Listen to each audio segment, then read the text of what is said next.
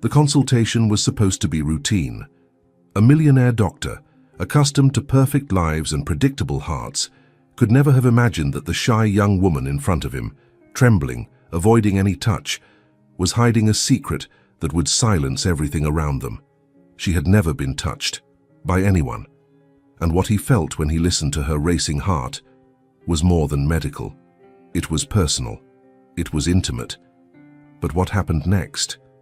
No one could have imagined. If this story touched you, leave a like, subscribe to the channel, and let us know in the comments, where are you listening to this message from? Your support is what keeps this channel alive. Dr. Benjamin Carter's days followed a rhythm as precise as the ticking clock on the wall of his penthouse office.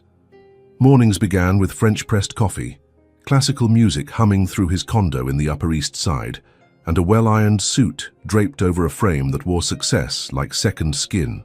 At 39, he was one of the most sought-after cardiologists in Manhattan, known for his surgical hands, cool demeanor, and impenetrable emotional walls. His patients came dressed in designer labels, arriving in town cars, and speaking of stress, cholesterol, and heart flutters caused by board meetings and bad martinis. Nothing surprised him anymore. Until that Tuesday.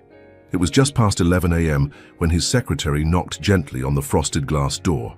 "Doctor Carter, your next patient is here, Miss Reed." He nodded without looking up from the monitor. "Send her in." The door opened with a quiet click, and then silence. Benjamin finally glanced up, ready to offer his rehearsed greeting, but the words never left his lips.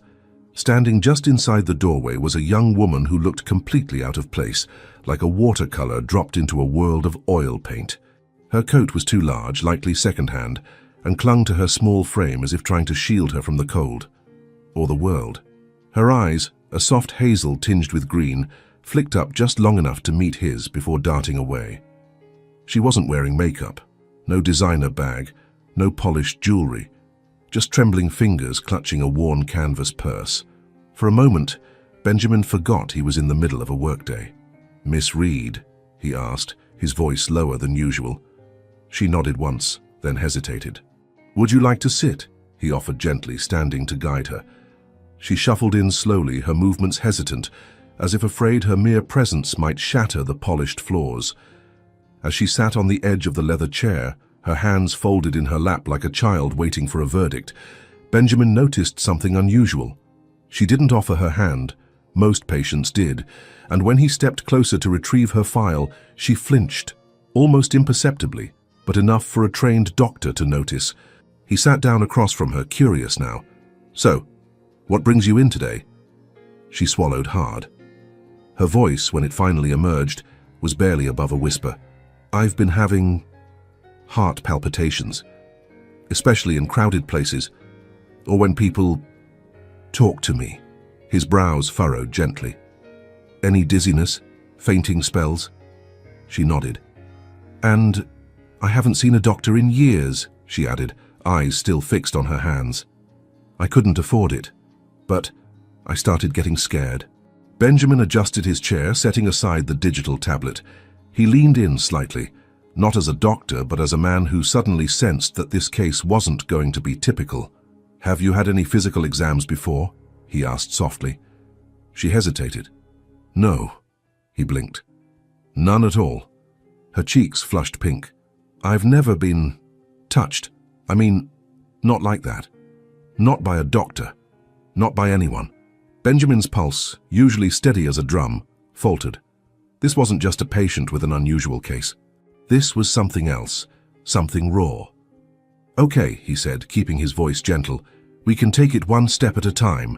I'll explain everything before I do anything, and you can stop me anytime. Is that all right?" She looked at him for the first time. Really looked. And he saw something in her gaze, something fragile like glass warmed by sunlight, a question behind her eyes. "Can I trust you?" She nodded slowly. Benjamin stood and walked to the examination area, drawing the privacy curtain halfway. He laid out the stethoscope, blood pressure cuff, and gloves methodically, as if each item deserved a moment of silence. Then he returned. "Hannah," he said gently, using her first name. I'll just check your pulse and heart rate today. That's all. You don't have to undress and I'll talk you through everything. She bit her lip, but nodded again. When he reached for her wrist, her body tensed.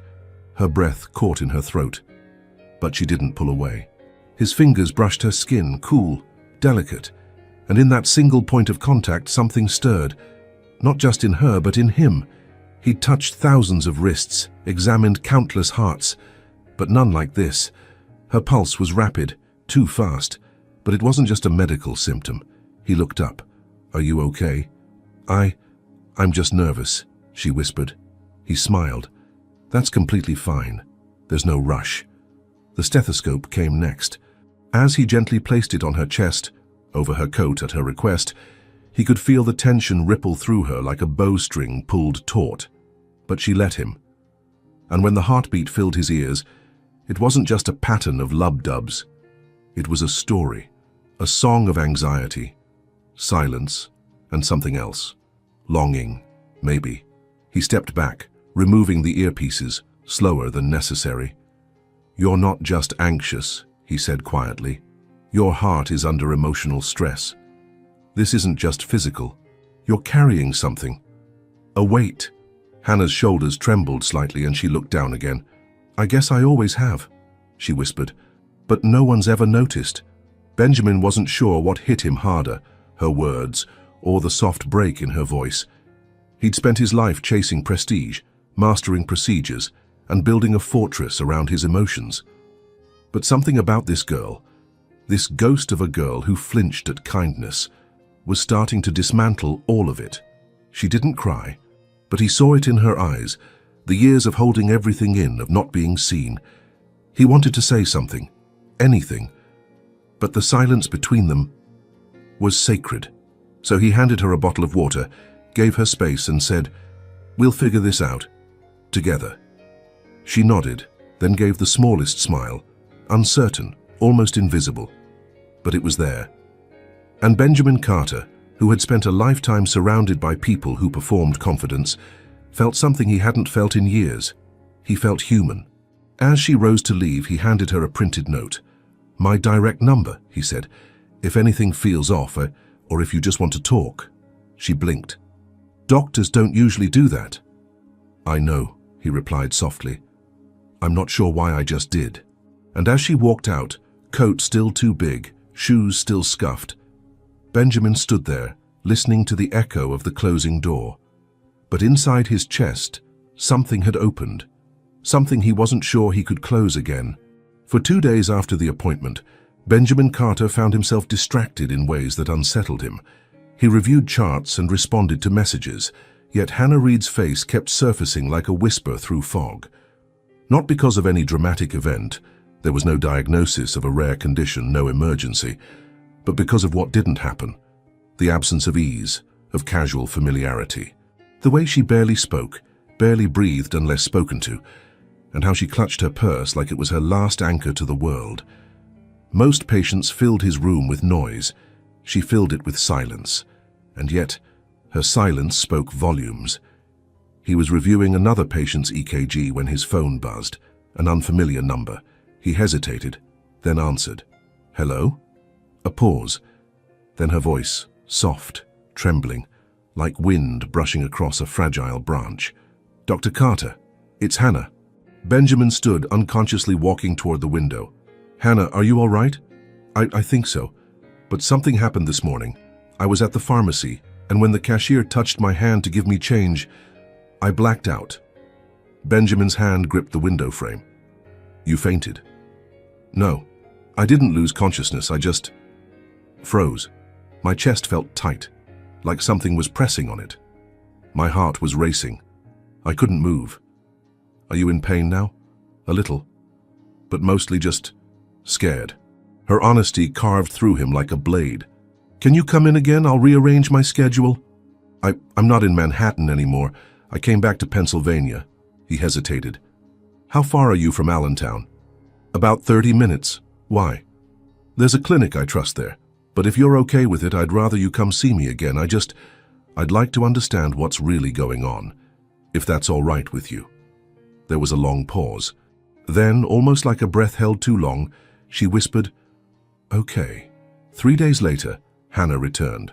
She looked a little more rested, but still small in her skin, as if the world remained too big, too loud. Benjamin greeted her at the door himself, bypassing protocol. His staff noticed, of course, but he didn't care. Inside, he motioned for her to sit, then gently asked, "Would you mind telling me more about what happened that day?" She nodded, pulling the sleeves of her cardigan over her hands. "It's not the first time. I've had these episodes since I was 13. I just never told anyone." "Why not?" Her answer came slowly. "Because people said I was just sensitive or dramatic, and I started to believe it." Benjamin leaned forward, careful not to invade her space. "Tell me everything, as much as you feel safe sharing." She took a deep breath. "When I was younger, I was quiet. I liked books. I was scared of loud noises, scared of the cafeteria at school. I didn't understand why people wanted to touch each other so much. Hugs, teasing, hand-holding. It always made me panic. Even my own mother. She used to brush my hair, and I would cry, and she didn't know why." Her voice cracked slightly. "When she died in a car accident, I moved in with my grandmother, and then I just stopped letting anyone in. No friends, no sleepovers, no dating. I didn't want to be touched. Not because I hate people, but because I feel everything. Too much." Benjamin watched her carefully, listening with the kind of attention he rarely gave outside of surgery. Her vulnerability was unfiltered, pure. She wasn't trying to impress him, charm him, or manipulate the narrative. She was simply telling the truth. And it moved something inside him. "Have you ever talked to anyone professionally about this?" he asked gently. "No, I couldn't afford it. And part of me thought, maybe I was just broken." "You're not broken," Benjamin said without thinking. "You're carrying more than most people could ever imagine." Hannah's eyes filled slightly, but she blinked quickly and looked away. "Sometimes I wonder if there's something wrong with me physically. Like maybe there's a defect in my heart." He shook his head. "We'll run more tests if you'd like, but from what I've seen, your heart is functioning fine. It's not the organ. It's the weight it's had to carry." A silence hung between them, heavy, but not uncomfortable. Then she asked something unexpected. "Do you believe people can heal from things they've never spoken out loud?" Benjamin's throat tightened. "Yes," he said softly, "but only if someone listens." She looked at him then, not just glanced, but really looked, as if seeing him clearly for the first time. "I think I'm tired of being silent," she whispered. He nodded, his voice quiet. "Then let's break the silence." Together. They didn't do a physical exam that day. Instead, Benjamin asked her questions, not the ones on a checklist, but real ones. "What calms you down when your heart races? What memories feel safest? Do you remember the last time someone held your hand?" She laughed once, bitterly. "No one ever has." He blinked. "Never." She shook her head. "Not a boyfriend, not a school dance, nothing." Benjamin swallowed hard.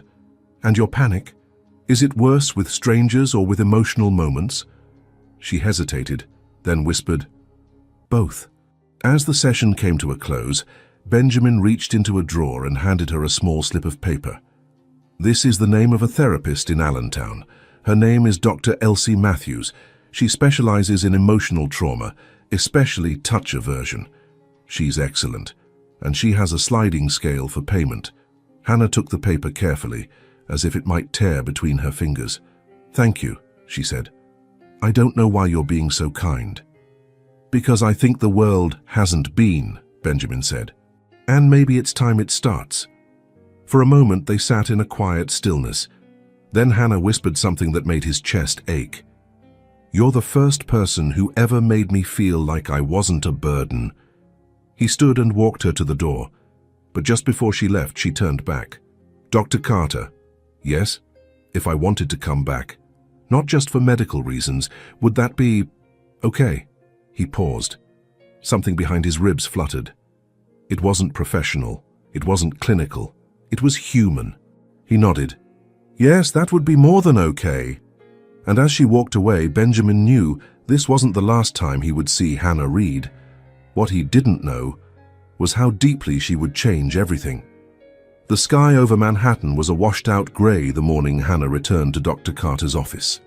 A soft rain kissed the pavement outside, adding a certain hush to the city's usual clamour. Hannah Reed stepped inside the glass doors with her coat pulled tightly around her, not because of the cold, but because she still wasn't sure if her body was allowed to take up space in places like this. But she came anyway, because something about him, Dr. Carter Benjamin, had made her feel like maybe she belonged. When she walked into the office, his receptionist smiled in recognition. "You can go right in." He asked not to be disturbed. That alone sent her heart fluttering. Inside the office, Benjamin stood by the large windows, gazing out at the rain. He turned as she entered, and for a fleeting second, the calm in his eyes softened into something warmer, familiar. "Hannah," he said, his voice like velvet. "You came." She nodded, brushing damp strands of hair behind her ears. "I wasn't sure I would, but I wanted to. I'm glad you did." She sat in the same chair as before, but this time her posture was a little less tense. Her shoulders were still guarded, but her hands weren't as tightly clenched in her lap. That, to Benjamin, was progress. "I cleared the morning for you," he said, sitting across from her. "So we don't have to rush. We'll take it slow." Her lips twitched with a hint of a smile. "You keep saying that." "Because I mean it." There was a moment of stillness, the kind that doesn't demand to be filled. And then, gently, he began. "Would it be okay if we did a light exam today? Nothing invasive, just checking your vitals. But we can stop at any point." Hannah hesitated, but then nodded. "Yes." "Okay." Benjamin stood and moved with calm precision, gathering what he needed. As he approached, he paused before reaching for her wrist. "I'll touch you now, just your pulse, all right?" She nodded, watching his eyes. When his fingers brushed her skin, she didn't flinch this time. Her pulse was fast, but not frantic. Her skin was cooler than usual. Benjamin took note, but he wasn't focused on numbers or rhythms. He was listening to the unspoken dialogue between them, the trust growing, heartbeat by heartbeat. "Still racing," he said gently, a small smile in his voice. "But less than last time." "I didn't sleep much," she admitted. "I kept thinking, maybe I imagined everything you said. Maybe it was just kindness you give to everyone." Benjamin straightened slightly, his expression tightening. "It wasn't. I don't do this with every patient, Hannah. You're not imagining anything." Her eyes flicked up to meet his. Vulnerability, hope, a silent question again. "Are you real?" Then came the stethoscope. She stiffened slightly but didn't pull away. "Over the shirt again?" he asked. She nodded. He warmed the bell in his palm before pressing it gently against her chest. The sound of her heart rushed into his ears, fast, fragile, fierce, like wings trapped in a jar. "I used to count my heartbeats when I was anxious," she said suddenly, surprising even herself. "It made me feel like I had control over something." "That makes sense," he said, voice low. "It's one of the few things you can feel and hear, right? Proof that you're still here." She looked at him, startled by how clearly he understood. Benjamin lowered the stethoscope and stepped back. "Hannah, I think your body's been holding on to fear for so long, it's forgotten what it feels like to rest. What it means to feel safe." She bit her lip. "And you think I can unlearn that?" "I think you already started. You came here. You let me in." Her throat bobbed as she swallowed emotion. "Sometimes I think I'm just too strange to be close to anyone," she whispered. "Like I'm a puzzle with missing pieces." "You're not missing anything," Benjamin said firmly. "You're just someone who's never been given time or tenderness." The room went quiet. Outside, the rain tapped gently on the windows. Inside, something was shifting. Benjamin returned to his seat, closer now, less doctor, more man. "Can I ask you something a little unprofessional?" he said, cautiously. She nodded slowly. "Do you ever feel lonely?" The question hit harder than he expected. Hannah's mouth opened, but no sound came. Her eyes filled, quickly, silently. "All the time," she finally said. "But not in the way people think. I can be surrounded by people and still feel like I'm not really seen, like I'm invisible in plain sight. Benjamin nodded slowly, his own voice roughening. "I know that feeling more than I should." She blinked. "But you're a doctor. You're successful. People must admire you. They admire what I do, not who I am." That silence again. Not awkward, not forced, just real. Then Hannah smiled softly, a little sad. "I guess we're both invisible sometimes." He smiled back. "Maybe that's why we see each other." They talked longer than they should have. Not about symptoms or diagnoses, but about books they loved as kids, songs that made them cry, how both of them avoided their birthdays. They spoke of fear and memory, and the strange ache of being alive in a world that moves too fast. For the first time in years, Benjamin felt himself relaxing. Not acting, not performing the role of Dr. Carter, but being. And for Hannah, it was the first time she spoke for so long without feeling like every word was a test. When the session ended, Benjamin hesitated. He should have walked her to the door, shaken her hand, professional closure. But instead, he reached for something else. "I was wondering," he said carefully, "would you like to have coffee sometime? Not as a follow-up, just as two people." Hannah's eyes widened. "You mean, like a date?" He paused. "Not necessarily. Just coffee, conversation, no pressure. But yes, something closer than doctor and patient." She looked at him, breath held. "Then I think I'd like that." The smile that followed was small, but it reached her eyes. Later that night, Hannah lay in bed with the city lights flickering beyond the window of the small hotel room Benjamin had arranged for her. She couldn't sleep, but it wasn't the anxious insomnia she was used to. It was something else, something warmer, a possibility. And back in his apartment, Benjamin stared at his untouched dinner, still thinking about the way she had looked at him. Not with adoration, not with expectation, but with something far more dangerous: trust. And the question that pulsed in his chest now wasn't clinical. It was personal. What am I doing? But deep down, he already knew. He was falling, slowly, carefully, irrevocably. And the ground below him had Hannah's name written all over it. The following week, Benjamin Carter drove 3 hours north in the early morning fog, his luxury car gliding silently through the back roads of rural Pennsylvania. It wasn't the kind of trip he usually made. His life was built around controlled environments: air-conditioned offices, private elevators, leather chairs, and quiet lounges with jazz humming in the background. But this wasn't a patient follow-up. This was something else entirely. Hannah had texted him just a few words. "My grandmother wants to meet you, if you're okay with that." He hadn't hesitated. He didn't ask for a reason. He simply cleared his calendar and told her, "I'd be honored." As he approached the small town of Millbrook, the scenery changed. The tall skyline of New York faded into rolling hills, rusted fences, and weathered barns. There were no billboards, no traffic lights every other block, just long, winding roads and the occasional faded gas station. The house came into view slowly, a modest white cottage with a creaky porch and flower pots by the steps. The paint was chipped and the roof slanted with age, but there was something alive in the garden. Petunias. Hydrangeas, the kind of details you don't tend to unless you care. Hannah was waiting by the porch in a soft blue sweater and jeans that didn't quite fit. She looked nervous. Her arms were crossed, but when she saw him, something shifted in her face. Not a smile, not exactly, but something like relief. "You found it?" she said as he stepped out of the car. "I did," he replied, tucking his hands into his coat pockets to keep from reaching for her. They stood in awkward stillness for a beat. Then the screen door creaked open behind her. Out stepped an older woman, sturdy frame, silver hair tied in a loose bun, eyes as sharp as glass, but kind. She wore a knitted cardigan and house slippers. Despite her age, there was a strength in the way she held herself, a presence. "You must be Dr. Carter," she said, descending the steps with quiet authority. Benjamin offered his hand. "Benjamin, please." She eyed him for a moment, long enough to make him feel 15 years younger, then took his hand in hers.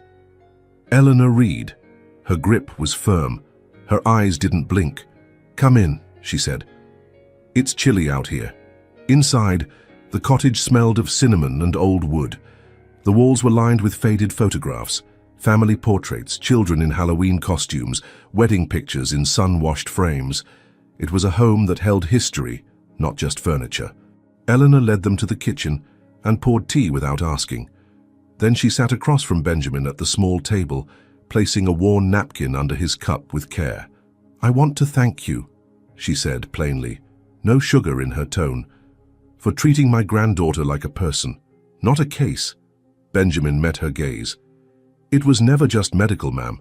Hannah is remarkable."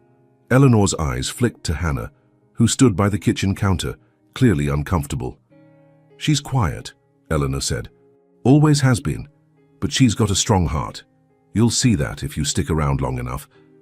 Benjamin smiled gently. "I intend to." The older woman leaned back in her chair, folding her hands. "You're the first man she's ever brought near this house. You understand what that means?" Benjamin nodded slowly. "I do." "Then maybe it's time someone heard the whole story." Hannah sat beside him, her fingers trembling slightly as she wrapped them around her cup. She didn't speak at first, just breathed. "I lost my parents when I was 11, she began, voice low. "They were driving back from a winter wedding. I was staying home with a babysitter because I had the flu. Their car hit black ice." Benjamin felt the air thin slightly. "I remember the police knocking on the door," she continued. "The way the woman's voice cracked when she said the words. I didn't cry. I just stared at the floor for hours." Eleanor reached out and placed a hand on Hannah's shoulder. Not tenderly, but firmly, like grounding her. "I came to live with Gran here in Millbrook. It was quiet, safe. But school wasn't." She paused. "I was always the quiet girl. Too shy. Too awkward. I didn't wear makeup. I didn't know how to be like the others. And I didn't like being touched at all, so I got labeled." Benjamin tilted his head. "Labeled? Freak, robot, Virgin Mary. I had no friends. The boys used to bet on who could get me to blush first. I was shoved into lockers, had glue poured in my locker once. No one stopped it, not even the teachers." Benjamin felt a slow burn under his skin. "Why didn't anyone do anything?" Eleanor answered, her voice tight. "Because this town protects its own, and we weren't from here." Hannah looked away. "So I stopped trying. I stopped speaking in class. I stopped raising my hand. I got good grades, so they'd leave me alone. And I counted down the years until I could disappear." "Disappear where?" she shrugged. "Anywhere. I took care of Gran, got a part-time job at the pharmacy. I read books, walked to the park, fed stray cats. I kept to myself." Benjamin studied her face, her hands, the set of her jaw. "But something changed," he said softly. "Your health started acting up." She nodded. "About a year ago. Heart palpitations, tightness in my chest, then full-on panic attacks in crowds. I passed out once in the grocery store. That's when Gran said enough." Eleanor cut in. "I told her she wasn't broken. I said we'd find someone who actually listens. That's how we found your clinic. I scraped together what I could." Benjamin swallowed. "You didn't tell me all this." Hannah looked down. "I didn't want to be that girl, the sad story, the trauma patient." "You're not," Benjamin said. "You're someone who survived." She blinked quickly, then bit her lip. "You're also someone who deserves more than survival." For a long time, no one spoke. Then Eleanor stood. "I'll leave you two to talk. I've got soup on the stove." Later they walked in the backyard garden, where vines curled along the fence and wind rustled the dry branches of late autumn. "You know," Hannah said quietly, "you're the only person who's ever heard all of that, start to finish." Benjamin looked at her. "Thank you for trusting me."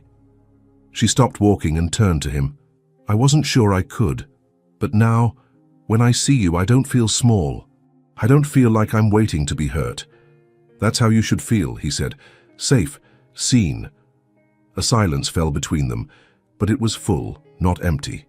The kind that exists between two people slowly stepping closer to a place neither has been before.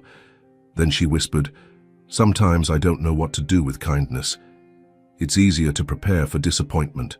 He moved closer. "Then I'll be patient. I'll stay until kindness doesn't scare you anymore." She stared at him, chest rising, eyes shimmering with something tender and terrifying. "Promise?" "I do." And though there was no kiss, no physical touch, something profound passed between them. A vow without words, a connection without pressure. But just as the moment settled, Hannah's phone buzzed. She checked it, and her expression faltered. Benjamin watched her face change. "What is it?" Her eyes darted toward the house. "It's the pharmacy. They need me to cover the night shift. Their assistant called in sick." He nodded slowly, something unreadable in his chest. "Will you be okay walking back?" "I think so," she said, already pulling her coat tighter. He stepped closer. "Let me drive you." But she hesitated.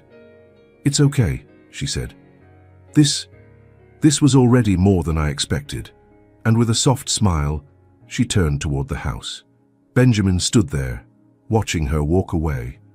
1,000 words unspoken, but one feeling rising steadily inside him. He wasn't going to let this end here. The last train to Millbrook had already left by the time Hannah stepped out of her shift at the small-town pharmacy.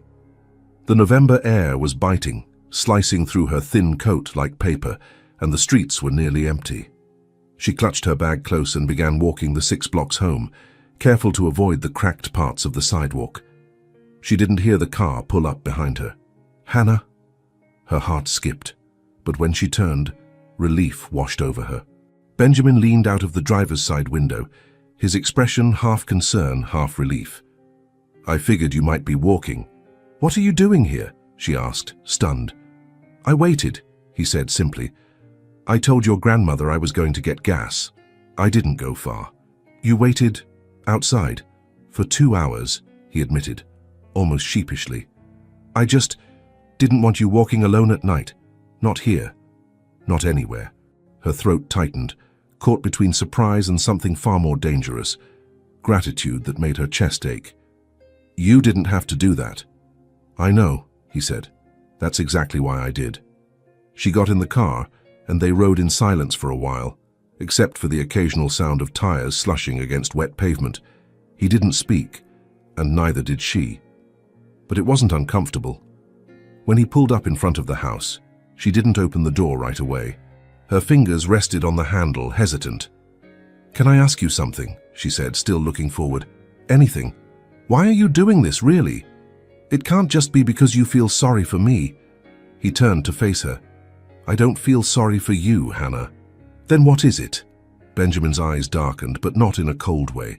It was like something vulnerable surfaced in him, a version of himself she hadn't yet met. "Because I see you," he said quietly.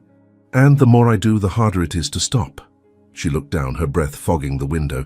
"Sometimes I think you're too good to be real." He let out a soft laugh. "I think the same thing when you speak." There was a pause. Then she opened the door, but before she stepped out, she turned to him once more. "I don't know what this is yet," she whispered, "but thank you for not rushing me to define it." "You don't owe me anything, Hannah," he said. "Just take your time. I'm not going anywhere." 2 days later, Benjamin made a decision. He booked her a room in a quiet, clean hotel in Allentown for 3 nights.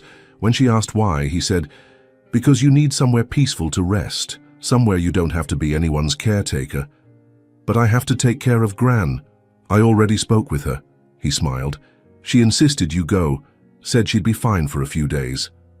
Hannah didn't know what to say. No one had ever gifted her space before. Time. Quiet. She stood in the lobby of the small hotel, her fingers gripping the keycard Benjamin had left for her at the front desk. Room 204. It smelled faintly of lavender and new linens. There was no TV blaring, no ticking clock, just the hum of soft silence. She lay on the bed, fully clothed, and stared at the ceiling for a long time. When was the last time she didn't feel responsible for something? Or someone? Later that evening, a knock sounded at her door. When she opened it, Benjamin stood there with 2 paper bags. "I come bearing tea and soup," he smiled. She let out a laugh, the kind that surprised even her. "Did you cook?" "Not unless you want food poisoning," he grinned. "No, I ordered from that cafe you mentioned." She stepped aside, letting him in. He placed the bags on the table and opened them slowly, laying everything out like a ritual. 2 bowls of butternut squash soup, fresh sourdough bread, and chamomile tea in thermoses. "You remembered my favorite," she said softly. "I listen," he replied. They sat on opposite sides of the small table. No candles, no music, no romance scripted from movies, just quiet conversation. The kind that builds a bridge between 2 people, word by word. After dinner, he didn't leave right away. They sat by the window, sipping tea, watching the headlights below move like fireflies in the fog. "You seem lighter tonight," he said. She nodded. "I think it's the first time I've been alone, without being lonely." "That's a powerful shift," he said, tilting his head. "What made it happen?" She looked at him, her expression soft. "You." His throat tightened. He didn't know what to do with that kind of honesty, so he just let it land. The next day, Hannah visited Dr. Elsie Matthews, the therapist Benjamin had recommended. It was her first official session. When he called her that night to ask how it went, she was lying on the bed in her robe, feet tucked under her. "It was hard," she said, "but good. Did you feel safe?" "I did. For the first time in a long while, I didn't feel like I had to explain why I am the way I am. She just, understood." Benjamin smiled into the phone. "That's all I wanted for you." "I told her about you," Hannah added, voice barely above a whisper. His heart skipped. "Oh?" "She asked me when I started to believe I might not be broken. I said, when someone looked at me like I was already whole." He closed his eyes. There was a long pause. Then she asked something that felt small, but meant everything. "Will you come back tomorrow, just to sit with me?" He didn't hesitate. "I'll be there." That next evening, Benjamin arrived at her hotel room with a book tucked under his arm. "The Little Prince." She smiled, reading the cover. "You said it was your favorite." They sat on the carpeted floor, backs against the bed, and took turns reading it aloud, each chapter melting into the next, their voices low and warm. When they reached the part where the fox says, "It is only with the heart that one can see rightly," Hannah's voice broke slightly. Benjamin looked at her, his chest tightening. "I used to think my heart didn't work right," she said. "That maybe it was too weak, too broken. But now I think maybe it just didn't have anyone to speak to." He didn't speak. He reached slowly, gently, and placed his hand, very lightly, over hers. She didn't pull away. Her fingers, tentative at first, curled around his like petals folding at dusk. Neither of them spoke. They didn't have to, because in that moment care had become something else entirely. It was no longer kindness out of pity. It was connection rooted in truth. And in the silence that followed, both of them knew. This was no longer just a story about healing. It was becoming a story about love. But just as that realization settled in, Benjamin's phone buzzed on the nightstand. He ignored it. Then it buzzed again. Hannah pulled back slightly, her expression shifting. "You should check it," she said softly. He sighed, reached for it, and frowned. "It's the hospital," he said. "They wouldn't call twice unless—" He didn't finish the sentence. She nodded, understanding. He stood reluctant, already halfway out the door. "I'll come back tomorrow," he promised. And she smiled, trying not to let it crack. But once the door clicked shut behind him, she sat in that room, hand still warm from his touch, heart pounding for a reason that had nothing to do with fear, and everything to do with something much scarier. Hope.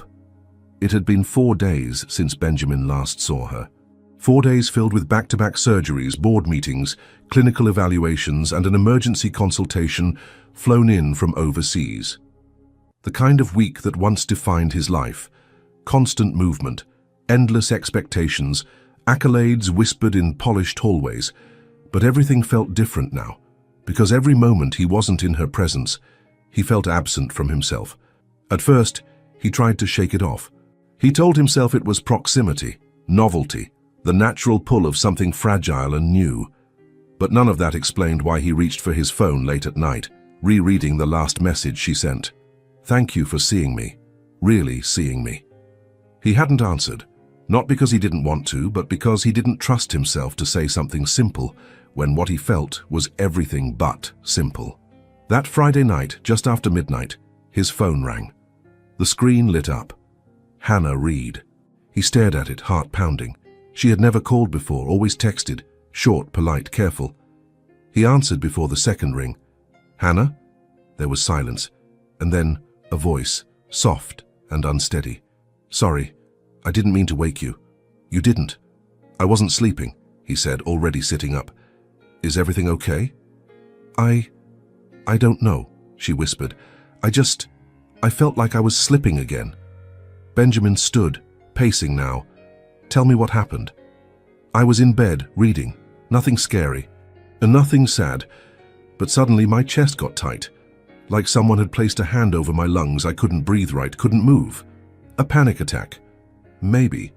I don't know. I haven't had one in weeks. I thought I was doing better." He stopped pacing, closed his eyes, steadied his breath for hers. "You are doing better. Healing isn't a straight line. It curves, it loops, it dips and rises. It doesn't mean you failed." There was another pause. Then, "I almost didn't call. I didn't want to be too much." "Hannah." The way he said her name, low, reverent, was almost a prayer. "You are never too much," he said. "If anything, the world hasn't been enough for you." She let out a breath that trembled between tears and relief. "I didn't call for advice," she said after a moment. I wanted to hear your voice."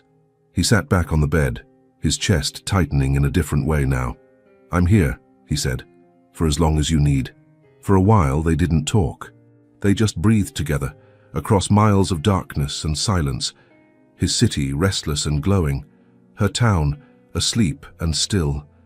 But in that invisible space between them, something sacred pulsed. The next day, Benjamin cancelled his weekend rounds. His assistant raised an eyebrow. "Is everything all right, Dr. Carter?" He nodded. "Just prioritizing something important." He didn't say what, didn't say who. By evening, he was back in Millbrook, knocking on the door of the little white house where the paint chipped, but the flowers still bloomed. Hannah answered in a sweater too large for her frame, her hair pulled into a loose braid. Her eyes widened when she saw him. "You came. You called."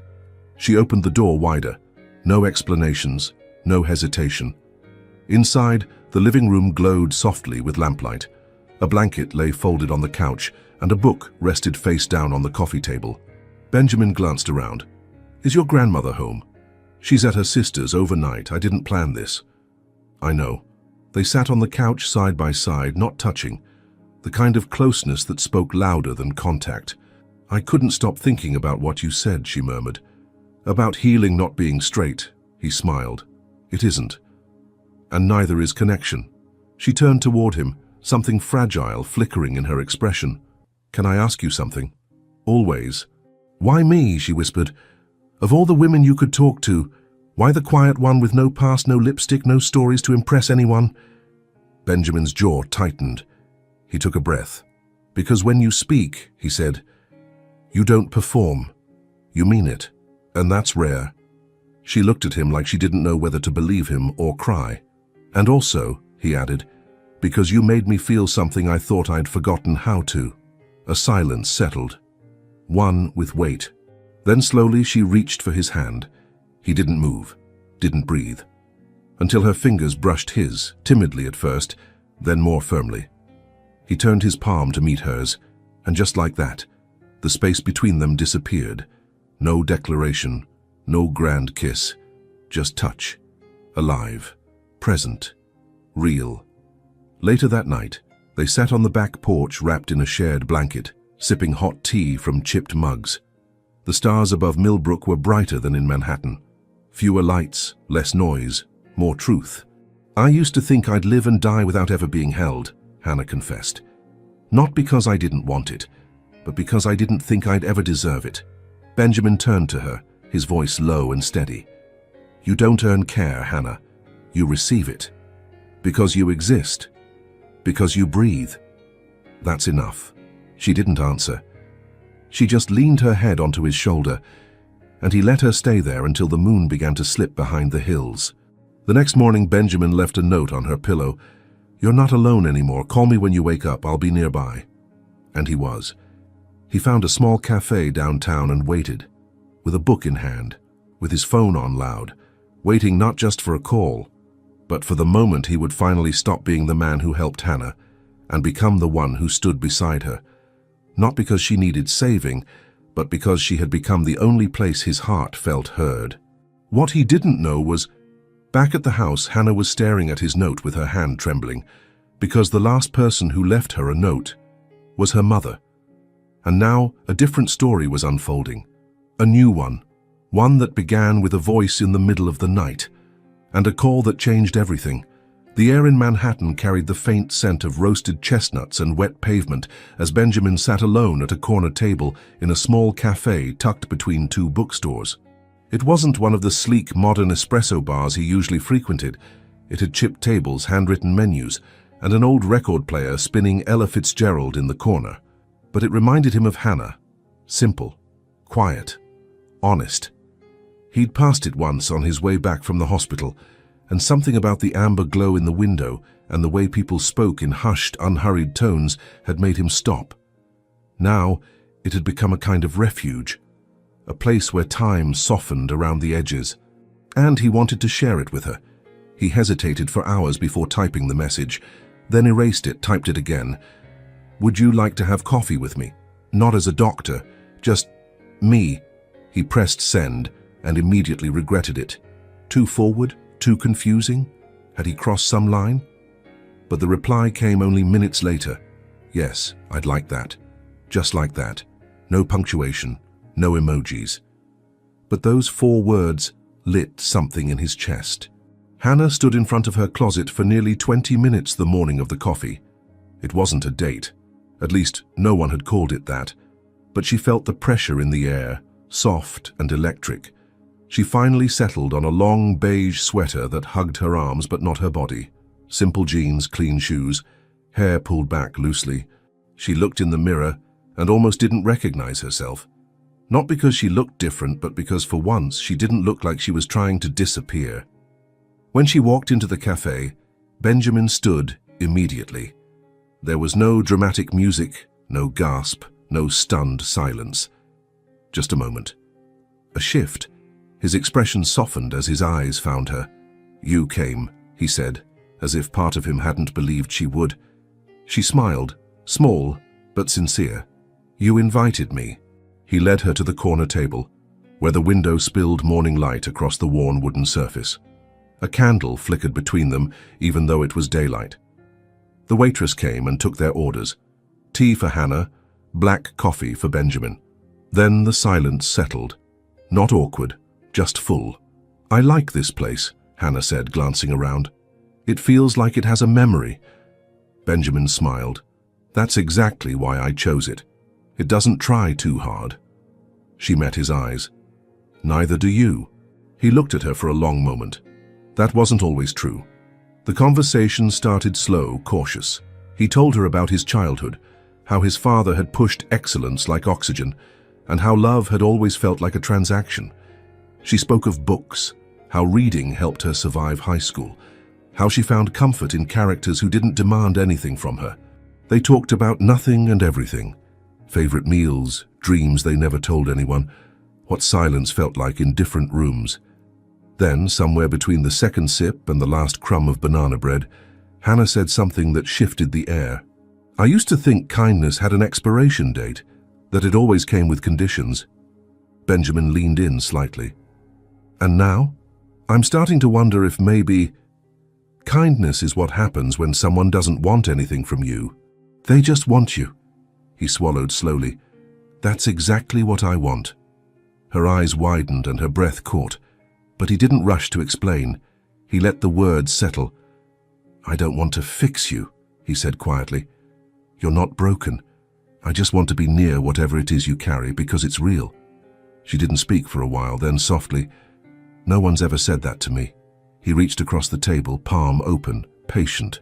She looked at his hand, then placed hers inside it. Warm, tentative, steady. And for the first time in years, Hannah didn't feel like she was performing a version of herself. She felt present, seen, not studied.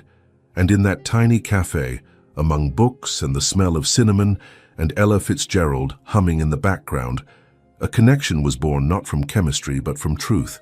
Afterward, they walked through the streets of Manhattan, not holding hands, just walking, side by side, in rhythm. The city felt different with him there.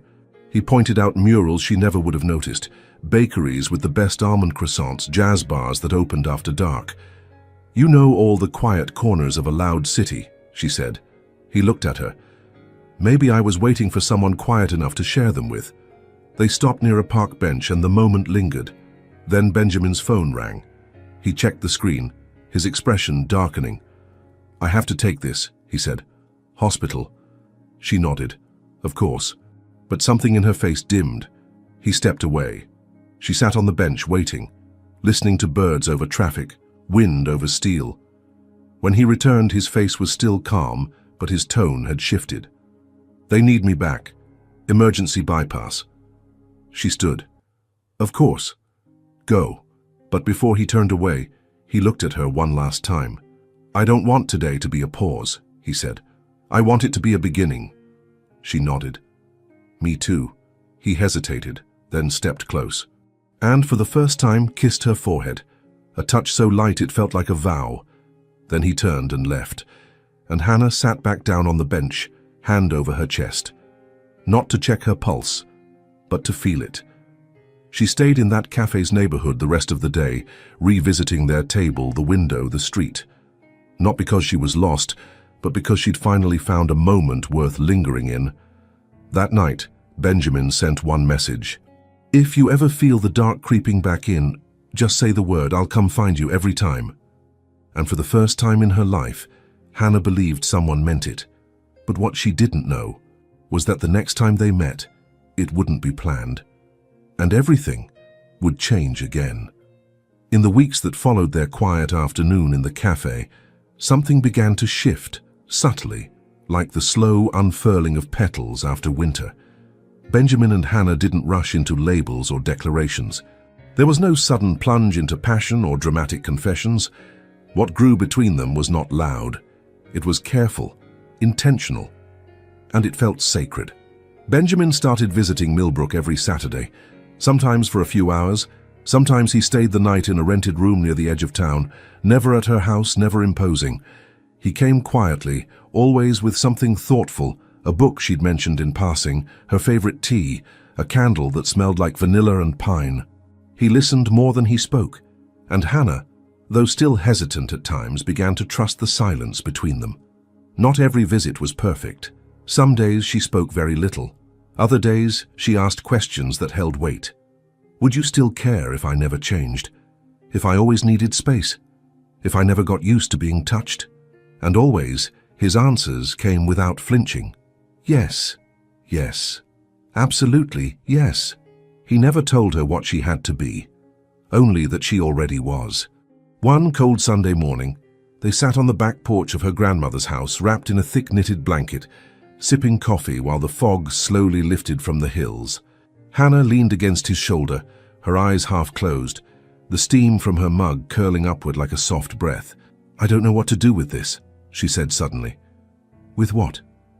"This peace, this quiet that you bring." Benjamin's voice was soft. "You don't have to do anything with it. Just feel it." "I'm not used to feeling things that don't turn into fear."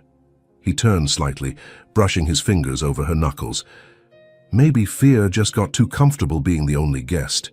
She let out a shaky breath. "And you're not afraid that this might be too much work?" He looked at her then, deeply, steadily. "Work doesn't scare me. Losing you does." Her lips parted, but no words came out. Just a stillness that said everything. They started sharing small rituals. A Sunday morning phone call. A letter in the mail once a week, handwritten even though they texted. Walks around the lake near Allentown, where they would speak very little, letting the world hum around them. Sometimes they went entire afternoons without a single word. But the silence wasn't empty anymore. It was theirs. And slowly Hannah's world expanded. She began helping out part-time at the local library, sorting books, talking to regular patrons. She didn't panic when people brushed past her. She started wearing colors again, soft lilacs, dusty rose, deep forest green, and Benjamin noticed every change, not because he expected it, but because he cherished it. One evening, after a long walk beneath a sky filled with stars, they sat on a bench in near darkness. The only sound was the rustle of wind in the trees and the distant croak of frogs near the water. "Do you ever wonder why you didn't fall in love with someone easier?" she asked, voice low. Benjamin turned his head slowly. "I think you're hard to love," she gave a quiet, bitter laugh. "I think I've spent my life convincing myself no one could." He exhaled softly. "Then, let me be the first to rewrite that story." He didn't reach for her. He just said it. And somehow, it reached deeper than touch ever could. One afternoon, after a long day helping her grandmother around the house, Hannah sat on the kitchen floor, exhausted but smiling. Benjamin knelt beside her, wiped a streak of flour from her cheek and said, "You're incredible, you know that." She blushed. "I'm just tired." "Not because of today," he said, "because of everything. The way you move through this world, Hannah, quiet but fierce, fragile but unbreakable." She leaned against the cabinet and looked at him like he was telling her things she had never dared to believe, maybe because he was. Their first argument came unexpectedly, a miscommunication about plans. Benjamin had assumed she'd join him in the city for a weekend conference gala. Hannah, overwhelmed by the idea, had shut down, cancelled last minute, sent a vague message. When he called, his voice was tight. "I didn't mean to pressure you." "I didn't mean to disappear," she said. Then a long silence. "I guess I just panicked," she admitted. "It felt too big, too fast." "I get it," he said, "but talk to me next time. Let me meet you where you are." "You always do," she whispered. And just like that, their first argument ended not in anger but in understanding. A few weeks later, she surprised him. He'd just finished surgery, still in his scrubs, when his phone lit up. "Are you free tonight? I want to see your world." He responded instantly. Within 2 hours, they were sitting on the rooftop of his apartment building in Manhattan, wrapped in coats, sipping wine from paper cups, city lights flickering below them. "It's beautiful," she said. "You are," he whispered. And in that moment, surrounded by everything he once thought defined success, he realized nothing compared to the quiet gravity of her presence. She was his anchor, his mirror, his new beginning. One night, after an unusually long silence, Hannah whispered something into the dark as they lay side by side, fully clothed, hearts side by side. "I think I'm falling in love with you." Benjamin didn't move, didn't breathe. Then, "I've been falling since the first time you said my name." She turned her face toward him, tears threatening. "I'm scared." "I know," he said, brushing a strand of hair from her temple, "but I'm not." He didn't kiss her. He just held her hand, laced their fingers, and let her lean in when she was ready. And hours later, when her head rested on his chest, her breathing slow and calm, he knew. This wasn't just a relationship. It was a rebuilding, a resurrection. But just as peace settled between them, something shifted. Benjamin's phone buzzed. Not a patient, not the hospital, but a name from the past. A woman he hadn't heard from in over a year. And the message was only 5 words. "We need to talk. Urgently." He stared at it, and beside him, Hannah shifted in her sleep, safe, unaware. Yet something deep inside him whispered, everything is about to change. The air around the lake was still. It was the kind of evening that held its breath, soft dusk melting into a quiet lavender sky, the water perfectly still, reflecting the trees like a mirror untouched by time. Hannah and Benjamin walked slowly along the gravel path that looped around the shoreline. Neither said much. Words had begun to feel unnecessary between them. Their silences had grown richer, filled with presence, not absence.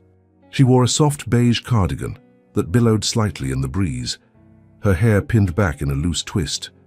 Benjamin had never seen her so open, so quietly radiant.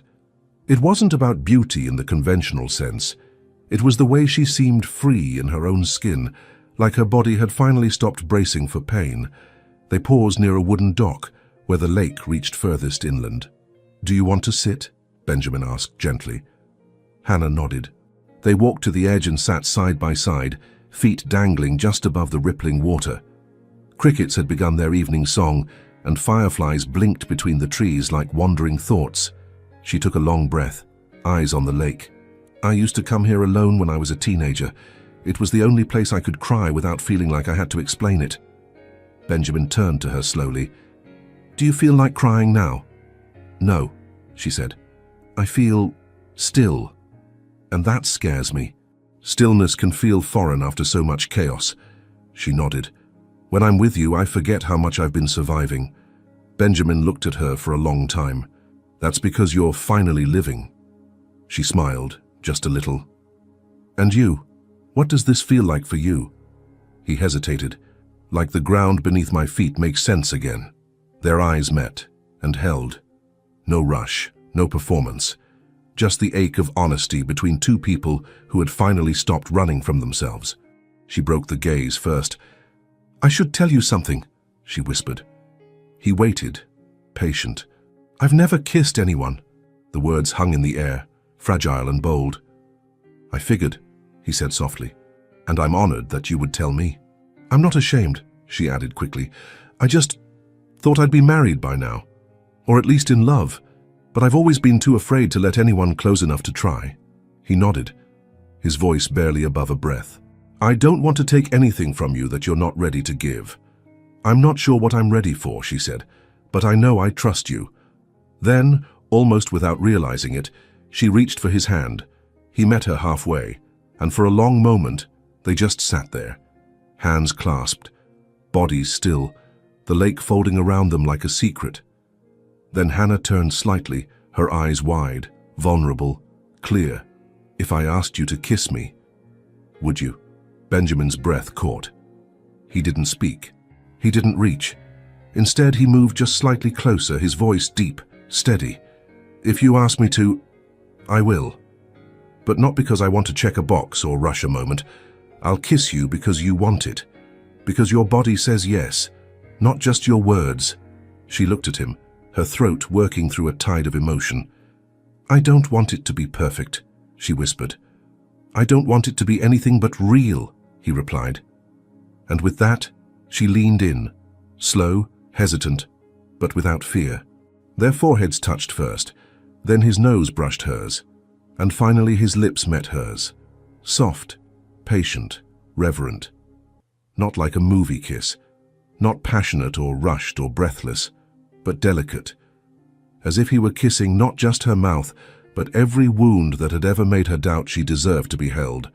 She melted into it slowly, letting her body relax 1 inch at a time. It wasn't fiery, it wasn't electric, it was something better, safe. When they pulled apart, her eyes were damp. Not from sadness, but from something wordless. I didn't know a kiss could feel like that, she murmured. Benjamin smiled, brushing her cheek with the back of his hand. Like what? Like coming home. He kissed her forehead once, a second vow layered atop the first.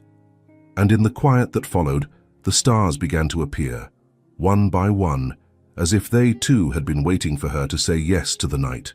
Later, walking back toward the house beneath a sky littered with constellations, she stopped him beside a tree near the path. There's something else I've never done, she said. He turned, curious. I've never had someone who stays. People come, they're kind, they mean well, and then they disappear. Benjamin took her hands gently in his. I'm not going anywhere, Hannah. She nodded slowly, her lips trembling. I want to believe that. He looked at her, voice low and steady. Then let me show you, not with promises, with presence. She closed her eyes for a beat, then opened them with something unspoken behind her gaze. And just as she leaned into his chest, the wind shifted slightly, cool and insistent. Benjamin's phone buzzed again. He didn't move to check it, but something in his posture changed. Hannah noticed. You can look, she said, stepping back slightly. If it's the hospital. It's not, he interrupted, his voice almost too calm. She tilted her head. Then who is it? He hesitated, then, someone from my past. Hannah studied his expression. You okay? I will be, he said. but something had shifted in his tone.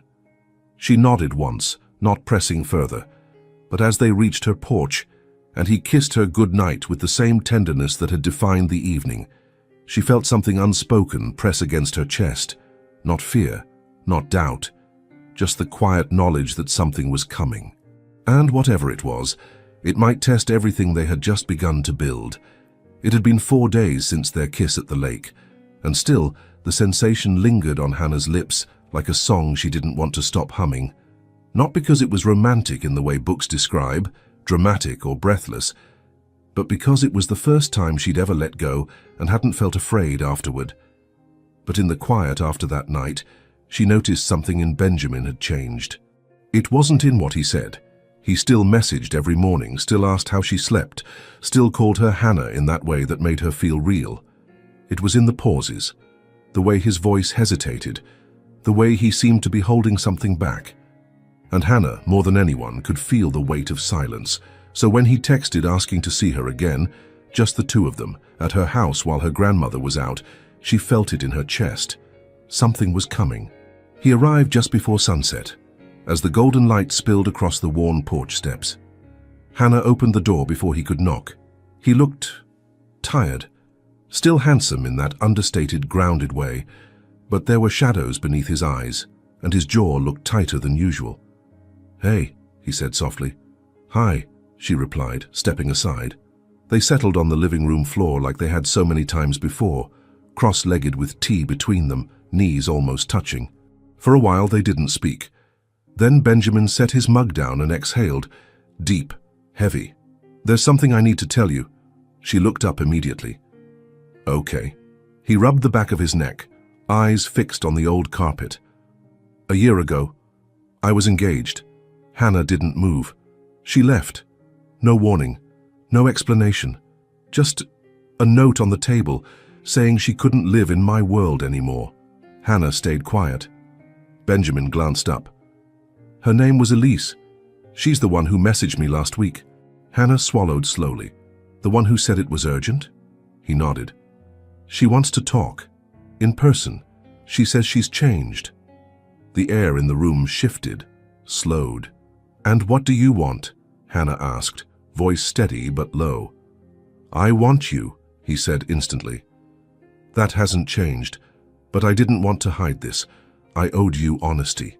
She looked at him, really looked. "You're allowed to have a past," she whispered. I guess I'm afraid I'll never be enough to compete with someone who came before." His expression cracked at that. "Hannah, this isn't a competition. It's not a choice between two people. Elise is a closed door, but you're the air I breathe on the other side of it." Her lips trembled. "Then why are you still holding your breath?" He blinked. "What? You've been different since she messaged. Not wrong, not distant, but careful." Benjamin leaned in. "Because I didn't want to lose this, us. I didn't want to give you any reason to think I wasn't all in." She nodded slowly, trying to trust his words. But then her voice broke. "I'm not like her. I know. I don't know how to be charming or confident. I get scared when people look at me too long. I still can't always handle being touched." Benjamin moved closer, his eyes warm but serious. "And do you know what I see when I look at you?" She shook her head. "I see someone who's more courageous than anyone I've ever met. Someone who wakes up every day and faces fears that no one else can see. Someone who walks into the fire, even though she was taught her whole life to stay small." Tears slid silently down her cheeks, but she didn't wipe them. He didn't flinch. He simply continued. "And yes, you're different. You're not polished or practiced or loud. You're real. You're raw. You feel. And that is why I'm here." She let out a trembling breath. "Sometimes I wonder if I'll ever feel safe enough to let someone love all of me." Benjamin's voice softened. "You already are." She stared at him, unblinking. And then she did something that surprised even herself. She reached for him. Not just his hand, but him. She climbed into his lap, carefully, slowly, until she was seated across his legs, her arms around his shoulders, her forehead resting against his. Her body trembled slightly, but she didn't let go. And Benjamin, blessedly still, simply wrapped his arms around her, holding, not claiming, not pressuring, just being. Her breath slowed. Her heart did too. And for the first time since she was a little girl, Hannah didn't feel like a burden in someone else's arms. She felt safe. Much later, as they lay side by side on the couch, her head resting against his chest, she whispered, "Thank you." "For what?" "For not rushing me." He kissed the top of her head. "Trust takes time," he said. "And I have all the time you need." A pause, then her voice again. "Do you still want to see her?" Benjamin didn't answer right away. Then, "I think I need to. Not because I want her back, but because I want to end that chapter clean, so I can be fully here, with you." Hannah nodded. "I can handle that," she whispered. He looked at her. "Are you sure?" "I'm stronger than I look," she said. "You taught me that." His eyes shimmered, and for a while they just listened to the wind outside, the creaking of old floorboards, the sound of their breaths finding a rhythm. But as Benjamin drove back to Manhattan the next morning, heart full of Hannah's scent and warmth and courage, he didn't notice the car parked near his building, nor the woman sitting inside, watching, waiting. And when his phone lit up again later that night with a new message, the words made his stomach twist. "We need to talk. It's about something you don't know."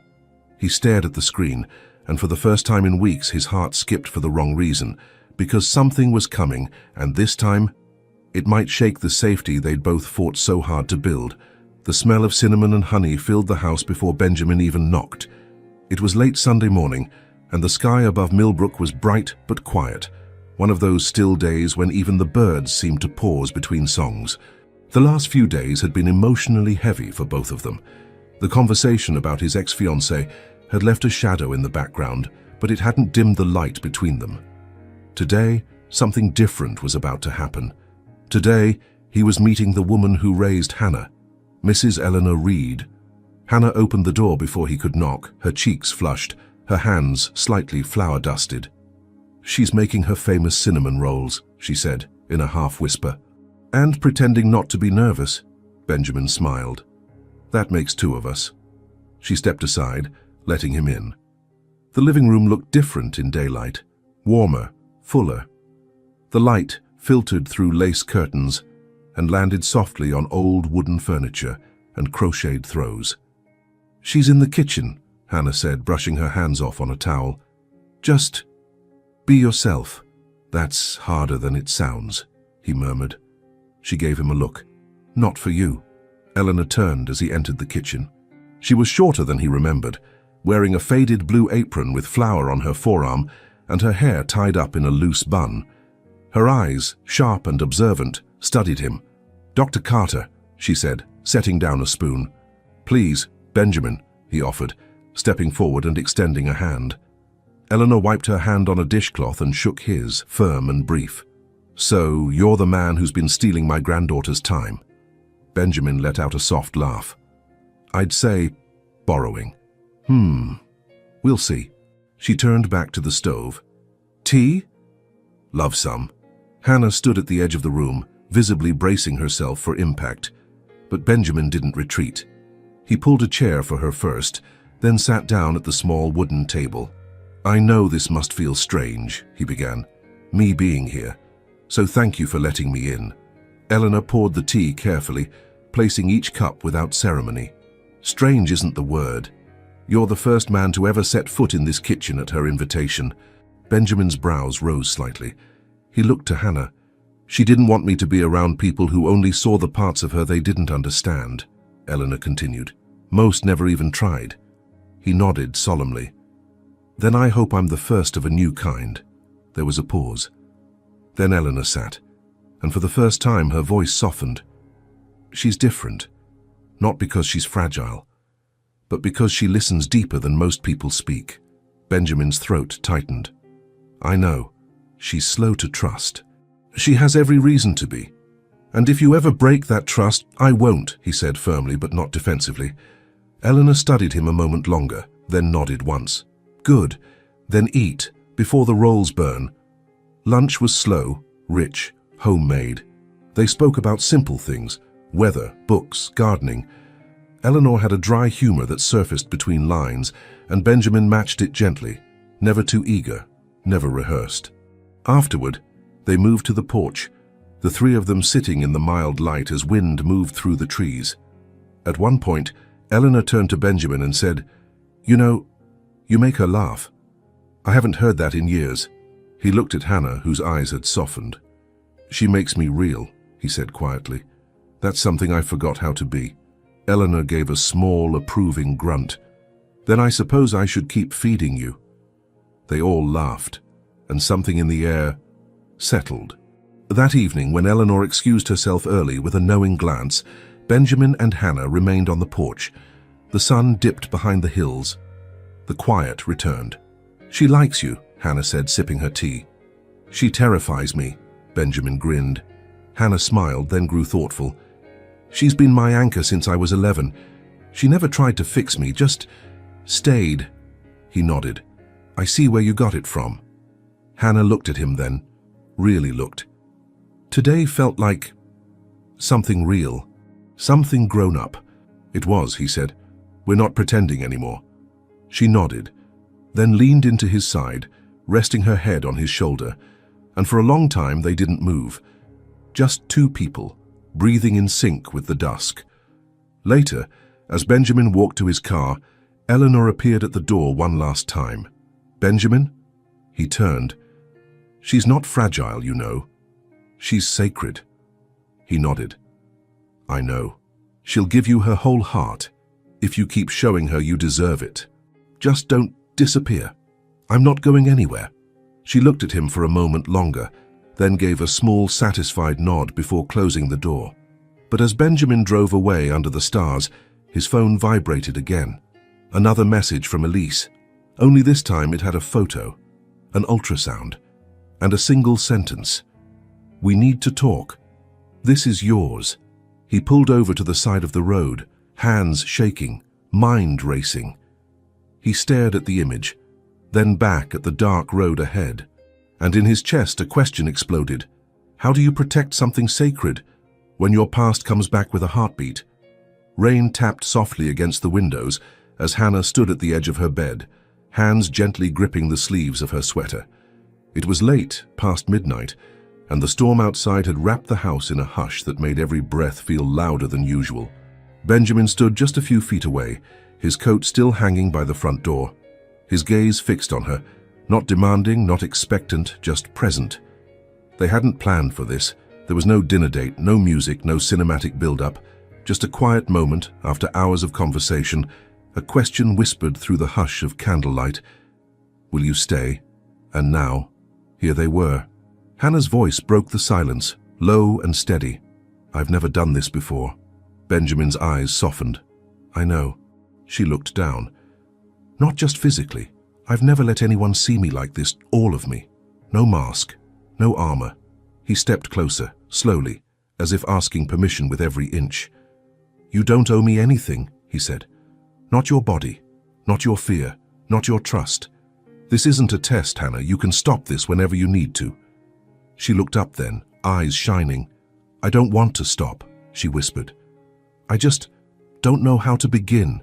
Benjamin reached out and brushed her hair behind her ear, his fingers trembling slightly. "Then let's begin slowly," he said, voice low. "And only when you're ready." She nodded. And for the first time, she reached for him. Her fingers found the buttons of his shirt, unsteady at first. He let her lead. No rush, no urgency, just breath between them. She peeled the fabric back, inch by inch, revealing a chest that had once felt distant, almost too perfect, but now felt human, vulnerable. His. He didn't move, not until she whispered, "It's okay." Then he stepped out of his shoes, then his shirt, never taking his eyes off her. She lifted her sweater slowly, pausing, eyes flicking to his. "I'm right here," he said. She nodded, pulling the fabric over her head, arms crossing instinctively over herself. He stepped closer, not to remove anything else, but to wrap his arms around her. Warm, steady, protective. Her body melted into his. "I don't know what to do with this," she murmured against his neck. "You don't have to do anything," he said, "just feel." They moved to the bed like dancers unsure of the steps, but learning together, his hand gently guiding hers, her breath hitching at every new sensation. Every inch of skin explored not with hunger but reverence. He kissed her collarbone first, then her shoulder, then the center of her palm. He kissed the parts of her that had never been touched. That had been hidden not by clothing but by shame. And one by one those walls began to fall.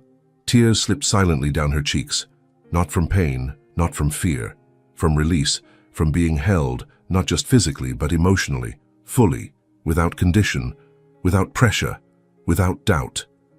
"You're safe," he whispered against her skin, over and over again. "You're safe." And when she finally opened to him, body trembling, heart racing, it wasn't passion that filled the room. It was trust. It was surrender. It was the quiet, sacred ache of finally being seen. Afterward, they lay tangled in the blankets, her head on his chest, their legs woven together like roots slowly intertwining. Neither spoke, because there were no words for that kind of beginning. Only breath, only warmth, only the kind of silence that comes when two people stop hiding from themselves and from each other. Hannah traced a line across his shoulder. "I didn't think I'd ever feel like this." He ran his fingers down her spine. "Like what?" "Safe, wanted, whole." He kissed the top of her head. "You've always been whole. You just never had someone stay long enough to show you." She closed her eyes, and for the first time in her life, she slept deeply, completely, unafraid. But as the rain slowed and the morning light began to stretch across the sky, Benjamin sat up quietly, careful not to wake her. He reached for his phone on the nightstand. The screen glowed. Another message. "From Elise. We need to meet. You have to know the truth. I'm not keeping the baby, but you should hear why."